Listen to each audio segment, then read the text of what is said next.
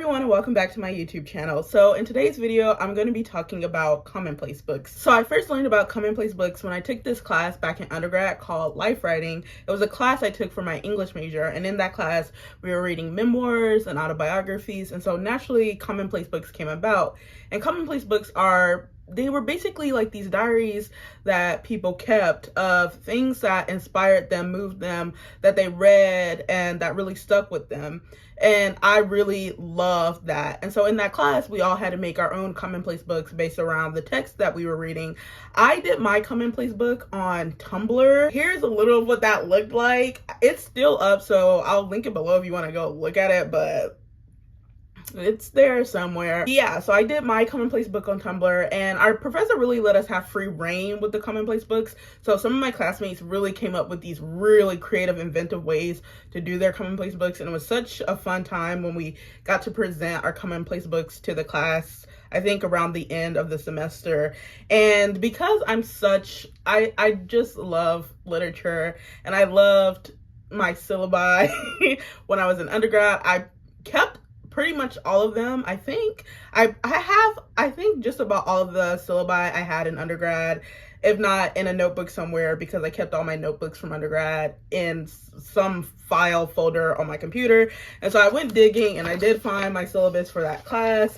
And so our teacher described a commonplace book as a way to store important phrases, concerns, or information, and with its origins in antiquity, commonplace books allow the compiler to organize and arrange significant ideas for later use, often in the compiler's own work. And so that is sort of how I see commonplace books. Now, ever since I took that class, I've always come back to the idea of commonplace books. I've always wanted to continue that practice, but I have this thing with journals, in that I just can't stay committed to it. I can't tell you how many times I've tried to start a commonplace books in the following years since I graduated college, but there's just something about a journal, and I think there's something about just like sort of the inflexibility of it. And so right now I'm working on this novel, and usually when I am working on a writing project, I like to have just a stack of books that I feel inspired by, or that have connections thematically or structurally to what I'm working on, so that I can sort of use them as examples and references and just see how authors handle certain themes or how they maneuver a certain structure. And so I usually do that, but I'm working on this novel right now, and I'm finding myself having a hard time with this one aspect of this character. And of course, I've pulled books that I want to refer to while I'm reading, but I keep coming across all these quotes that I'm like, oh, this is so good to keep in mind of how I can try to set up this character's personality and actions and behavior. And I was like, okay, maybe it's time I revisit the idea of a commonplace book. And so this time I ran to that commonplace book with a lot more thoughtfulness of how I can do it to make it work for me. And so I spent a lot of time on YouTube just looking at some YouTubers' commonplace books. I'll link some of those. And I also spent some time on Pinterest just going through people's spreads to see how they put their commonplace book together. But after looking through all these videos and images, I started to really gather what I think would work for me. And the main thing I think will work for me is having flexibility.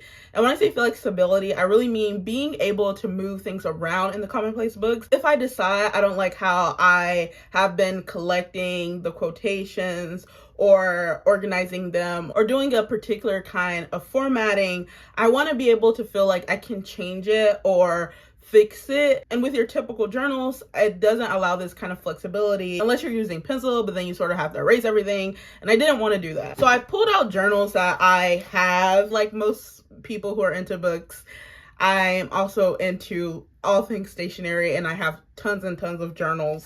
And so I have plenty like lying around, and I was looking through them and I stop often. So I'll start, and like this one is started, there's like 3 pages, and then there's just emptiness. And so I realized I need to feel like I can move things around. So these kinds of journals that are sort of like immovable wouldn't work for me. So I spent some time searching up journals, looking for ones that would allow for flexibility, and I came across these sort of ones that have like little clips in that I can take pages out, move them around, throw pages away if I realize I don't like what's in there. I bought this journal, which I'll unwrap for you now. This one came with these little dividers, which I like the idea of, because what I want to do in this Commonplace book is have different sections. So I definitely want there to be sections for the novels I'm working on, so I can just go to that section for a specific novel and be like, these are the quotes that are really inspiring me that I can use as examples and references or whatever.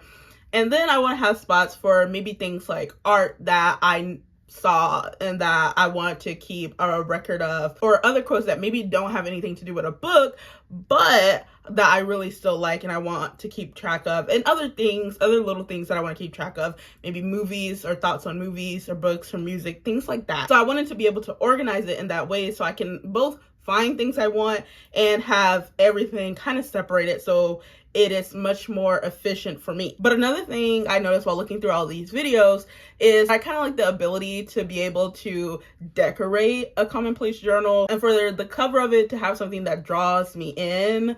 Like, just looking at it makes me want to pick it up. So that's why I got this one, because of what it came with, the paper and the dividers. But I also picked up this clear case so that I can have more flexibility decorating it. And this one also came with these like clear pockets in the back, which I think is cool. Maybe I'll have like stickers that I want to use, or images that I print out, or who knows what. But I think it's nice to have this. Okay, so now that we got sort of the about out of the way, let's start putting together this journal and add a few entries, and then maybe decorate a little bit.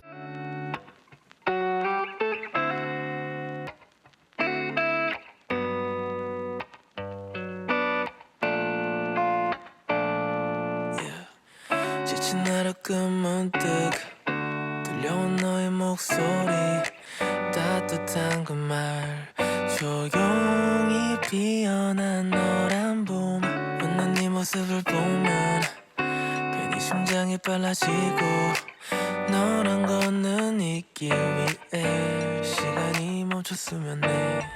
눈빛 한 번이면 충분해. 그 어떤 말보다 우린 깊게 이어져. 지금 이 느낌 그대로 계속 바라볼래. 조금만 더 이렇게 걷자. 지금이 너무 좋아서. 이젠 말해도 될 것 같아. 널 향한 마음을 내가 먼저 다가가도 돼. 그냥 옆에 있고 싶은 거야. I just wanna be close to you. 그냥 이대로 자연스럽게 가끔 말 돌려도 한 번쯤은 웃어줘. 괜히 애꿎은 두 번 만들었다 놨다. 계속 붙어있고 싶다 바짝. 넌 아무렇지 않은 척 그게 헷갈리게 만들어. 눈빛 한 번이면 충분해. 그 어떤 말보다 우린 깊게 이어져. 지금 이 느낌 그대로 계속 바라볼래.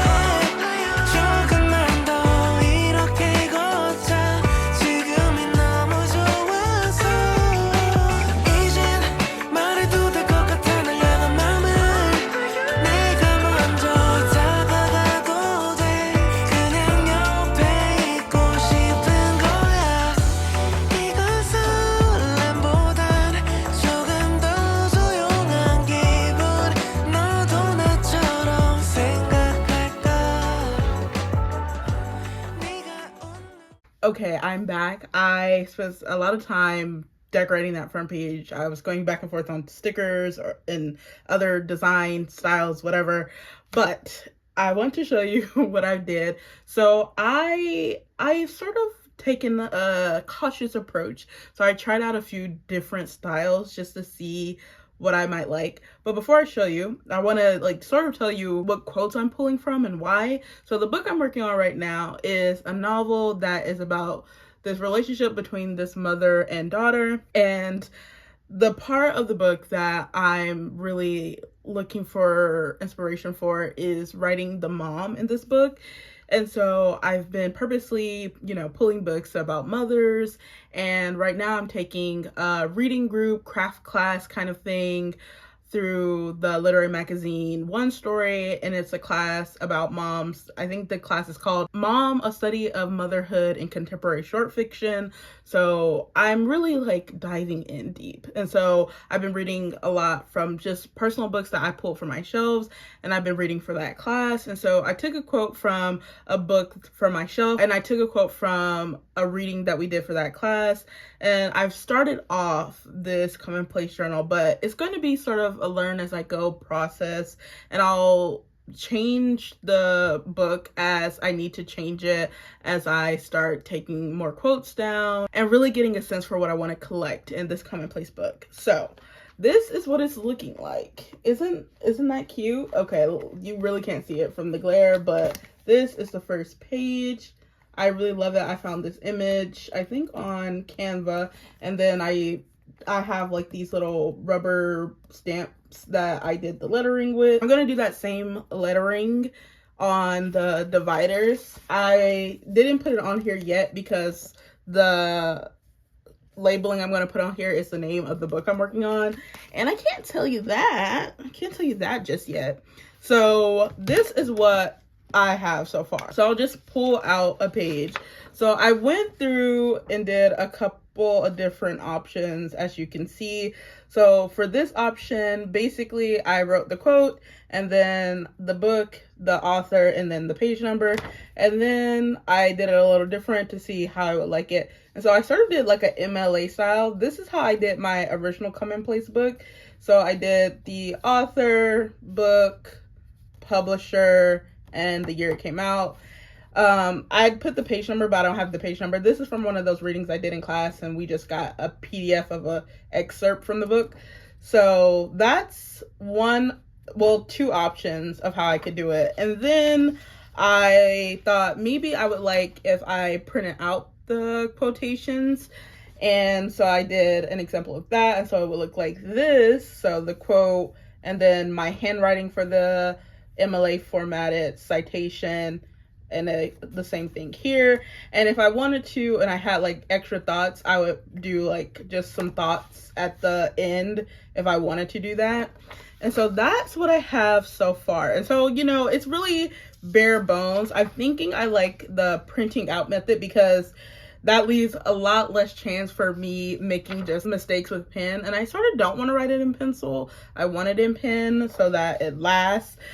So I feel like the less I write in pen, the less I have to write in pen, the better. And I kind of like the idea of the look of the printed out quotations, especially if I just have the quotes printed out in different fonts. So if you can see, this one is printed, I believe this is Garamond, and this might be, I don't know, Arial, or it's not Arial, it's something, but they're not the same font. And I kind of like the idea of that. And so that's where we are so far. And so obviously this is very beginning stages of Commonplace book, but I sort of wanted to show you the process of what it looks like starting, because I think a lot of the times on YouTube when we see Commonplace books, they're already started, they're like deep into the Commonplace books. I wanted to give you an idea of what it looks like just like getting started, because that getting started part can sometimes be the hardest part. And so I wanted to share my starting journey with you. So that is my Commonplace book. Thank you for watching this video, coming along with me while I got this going.